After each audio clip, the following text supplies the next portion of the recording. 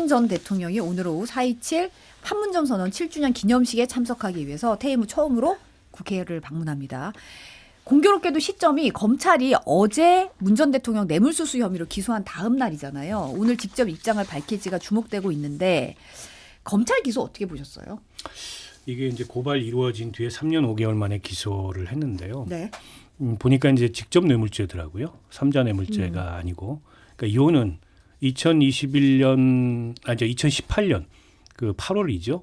그때 그 전 사위가 타이스타젯에 취직을 해서 그 뒤로 한 뭐 20여 개월 가까이 급여 생활비 포함해서 2억 1천 몇백만 원을 받았는데 그게 사실상 문재인 대통령에 대한 뇌물이다. 이거예요. 근데 이제 통상은 이런 경우에 제3자 뇌물죄로 기소를 하는데 왜 3자 뇌물이 아니고 직접 뇌물이냐. 근데 이제 범죄 구성 요건이 뇌물은 직무 관련성, 대가성 두 개만 있으면 되는데 제3자 뇌물은 부정한 청탁의 그 혐의까지 증명을 해야 돼요. 근데 검찰이 그걸 못한 거죠. 그렇다 보니까는 그냥 사위하고 문 대통령을 공범으로 봐서 이 직접 뇌물죄로 엮었는데 논리적으로 굉장히 결함이 많은 저는 기소라고 봅니다. 그래서 이게 공소유지가 가능할지 모르겠어요. 왜 그러냐면 첫 번째로 그 이상직 의원이 이제 중진공 이사장이 된 대가로 사위를 이제 취직시킨 거다.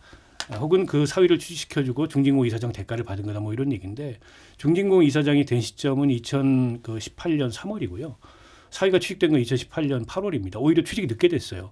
그러니까 통상 취직을 시켜놓고 그 대가로 중진공 이사장이 된다면 논리적으로 이게 타당성이 있는데 그런 면에서 약간 좀 결함이 있는 게 있고요. 그런 다음에 이상직이라는 사람이 개인적으로 비리가 있고 하자가 있는 사람인 거 맞지만 2018년 3월 시점에 중진공 이사장이 될 수 없었던 사람이었냐. 그건 아니거든요.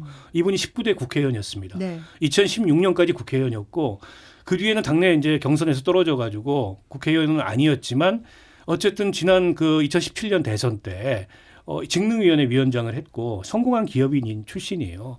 그러니까 중진공 이사장 정도를 맡을 수 있는 그런 경력의 소유자였기 때문에 아무 무능력자나 혹은 이 무관련자를 무경험자를 그 자리에 앉혀주고 대가로서 사위 취업을 받았다. 이렇게 보기에는 어렵고 그리고 뇌물죄가 입증이 되려면 그런 공직자의 직접 관여, 개입, 인지 이게 있어야 됩니다. 근데 지금 문 대통령 직접 수사도 안 했다는 거 아니에요? 그러니까 직접 수사도 하지 않고 또 민정수석실을 통해서 이걸 개입하고 관리했다고 주장하는데 검찰은 민정수석실 누구도 직접 수사를 지금 못한 상황에서 굉장히 무리한 기소를 했다고 봐요. 게다가 그것만으로는 조금 개연성이 떨어질 것 같으니까 거기다 공소사실을 더 판례를 더 엮어가지고 이명박 박근혜 전 대통령 시절에 공천을 대가로 뭐 대통령도 공천에 관여할 수 있기 때문에 2020년에 이상직 씨가 또 공천을 받거든요. 그것까지 이제 대통령의 직무 관련성에 엮어가지고 기소를 했는데 여러모로 무리예요. 그래서 문 대통령 쪽의 불만은 아니 출석 요구 받아서 답변서를 준비하고 있었고 출석은 안 했지만 근데 갑자기 한 달 만에 기소를 했다. 그래서 이거는 어떻게 보면 지금 조기대선에 개입하거나 아니면 윤석열 그 내란 사건에 대한 보복성으로 수사하고 있는 거 아니냐 이제 이런 불만이 나오고 있어요. 지켜봐야 되겠습니다만 저는 개인적으로 공소유지가 쉽지 않을 거다 이렇게 봅니다. 그래서 법에도 엄연히 나와 있는 특별감찰관 제도라는 게 있는데 공교롭게도 문재인 전 대통령도 그렇고 윤석열 전 대통령도 그렇고 특별감찰관을 임명하지 않고 그러다 보니까는 이 사위 문제가 도드라져 보이죠. 누가 보더라도 그 항공과 관련해서 전문성이 거의 1도 없다 해도 과언이 아닌 딸의 남편이 전 남편이긴 하지만 그때는 남편이었을 거 아니에요. 그러다 보면은 이거 자체가 도덕적으로는 말할 것도 없고 법적 하자에 대해서 상당히 오랫동안 수사를 한 것으로 알고 있고요. 이런 것과 관련해서는 뭐 그 지난 오래전 과거에서는 이게 대한민국 사회에서 문제가 안 될 수도 있었던 시절이 있었지만 이제는 좀 더 투명하고 깨끗해져야 되는 게 맞고 앞으로는 더 철저하고 엄격해야 돼요. 단 이것에 대해서 불만을 갖는 이유 중에 하나는 소위 그 윤석열 대통령 가족과 관련한 형평성 이런 것에 대한 문제 제기는 가능할 수 있지만 그렇다 그래서 형평성에 어긋나다 그래서 이거 자체가 문제가 안 되는 건 아니겠죠. 그다음에 두 번째, 그 검찰이 정무적 판단 판단이 있느냐 없느냐. 지금 의원님께서 소위 조기 대선을 겨냥하고 개입했다. 내지는 지금 내란과 관련한 불만이다 그랬는데 과연 지금 이 시점에 전 대통령을 이런 식으로 기소하는 것이 과연 도움이 될까? 그러면 오히려 정무적 판단이 없다고 볼 수도 있어요. 근데 또 정무적 판단이 있다고 볼 수 있는 부분이 뭐냐면 이건 순저의 뇌피셜인데 과연 문재인 대통령이 기소된다 그래갖고 지금 민주당의 대선 후보인 이재명 대표한테 그 마이너스 되는 게 있을까요? 그리고 어떤 측면에서는 이재명 대표가 지금 저렇게 엄청난 권한과 영향력을 행사하고 있음에도 불구하고 비명에 대한 그 의구심을 아직까지도 갖고 있단 말이에요.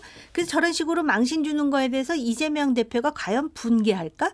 그런 생각이 저 개인적으로 들어요. 그런 차원에서는 아예 지금 뭐 김건희 씨 재수사와 함께 이 문제에 대해서도 이번에 이렇게 검찰이 일을 한다라는 그런 모습을 보여주고 싶었던 것일까? 이런 생각도 드네요. 그러니까 이게 그 원래 수사를 전주지검에서 했습니다. 네. 그 전주지검에서 이 수사를 지휘했던 게 지금 현재 중앙지검장인 이창수 검사장이고요.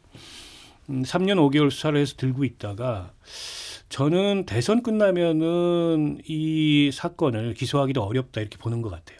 그래서 대선 전에 빨리 어쨌든 기소해가지고 공판으로 넘겨버리자. 근데 그렇다고 해서 무리한 기소를 하면 안 된다고 봐요. 아까 이제 의원님이 지적하셨던 대목은 과연 그 이상직 의원이 실소유주로 있는 타이 이스타젯에서 문재인 대통령의 사위 서모 씨가 대통령의 사위가 아닌데도 그 자리에 취직을 시켜줬을까 의심해 볼 만한 대목입니다. 그리고 문 대통령이 어쨌든 사위가 취직을 했는데 이 들여다보니까는 내막이 자칫하면 시비거리가 될 수도 있다. 이거 말렸어야 되는 거 아니냐. 그러니까 정치적으로 적절하지 못했다. 비판할 수 있어요. 근데 그게 죄가 되냐고요. 그러니까 죄가 된다는 건 다른 문제예요. 그거는 상당한 고의를 가지고 거기에 직접 개입해서 어쨌든 이 특혜를 얻고자 뭔가를 했을 때 이게 죄가 되는 건데 그랬다는 증거가 지금 없어요. 그리고 그에 대한 직접 수사를 안 했어요. 그런 상태에서 이렇게 뭉뚱그려 가지고 기소를 하니까 검찰이 공소권을 남용하고 일종의 정치적 기소를 한다. 이런 비판을 받는 건데 이게 저는 검찰이 시대가 바뀌고 있다는 걸 모르는 것 같아요. 예전에는 자기들이 수사권 기소권을 갖고 있으니까 이런 게 통했습니다. 근데 이제 이런 게 안 통해. 이런 게 안 통한다는 것의 표본이 윤석열입니다. 그런 식으로 검찰 본인이 예전에 검찰 시절에 수사하듯이 정권도 운영하려고 그러다 이 꼴 난 거잖아요. 저는 검찰도 정신 차려야 된다고 봅니다. 근데 뭐 법조인의 해석을 보니까 그 사위 생활비를 아마 장인인 대통령이 주었었나 봐요. 그러다가 그 회사에 취업을 함으로써 생활비가 이제 더 이상 그 제공할 필요가 없게 되겠죠. 이랬을 때 뇌물죄가 성립된다라는 사례가 있다라는 또 그 해석을 하는 법조인도 있어요. 그래서 그런 차원에서 어쨌든 오랫동안 수사를 해봤다니까 물론 이걸 정치적으로 해가지고 그 꿰어 맞추는 그 과거의 그런 어떤 검찰의 그런 행태라면 없어져야 되는 거지만 또 역으로 대통령이나 또는 어떤 권력의 위치에 있다 그래서 자기 가족을 이런 식으로 해서 일종의 그 특혜를 그 관행처럼 주는 우리나라의 오랜 그런 인습 같은 거 있거든요. 이런 것이 발본돼야 되는 것도 맞다라는 말씀이죠. 근데 이제 법적 책임을 지우고 싶으면 사실 뭐 볼프강님도 지적을 하셨는데 이게 법리와 증거에 따라서 지워야겠죠. 그래서 이 부분에 있어서 특혜가 있다면 밝혀내야 되고 한데 사실은 서면 질의를 보내고 한 달 이 검찰에서도 답변을 준비 중이다. 그래서 사실은 대통령 기록관 방문한 사실관계 확인 중이었고 그걸 검찰도 알고 있었는데 그런 조사도 안 하고 그냥 이 시점에서 기소를 하는 것 자체가 그래서 무리수를 두는 거 아니냐 이런 비판을 받고 있는 것 같아요. 아니, 게다가 이거를 이제 법원 관할을 중앙지법으로 지정을 했어요. 네, 그래서 중앙지법 형사 21부에 배당됐더라고요. 통상은 이제 거주지 관할로 하거든요. 근데 이미 이제 양산에 내려가서 거기를 거주지로 하고 있는데 그쪽 법원이 아닌 중앙지법으로 한 것도 의도가 있다는 해석이 나옵니다. 결국에 이제 윤석열 출두 장면과 문재인 출두 장면을 그 적당히 섞어가지고 물타기 하려는 거 아니냐. 여전히 검찰이 못된 버릇을 계속 부리고 있다. 그러니까 저는 왜 이러는지 모르겠어요. 이런 해석까지 뻔히 이게 나올 게 명약 관화한데도 3년 5개월 들고 있던 사건을 당사자 직접 대면 조사도 하지도 않고 그것도 서면 조사도 받지도 않고 이렇게 기소할 일인가 싶습니다.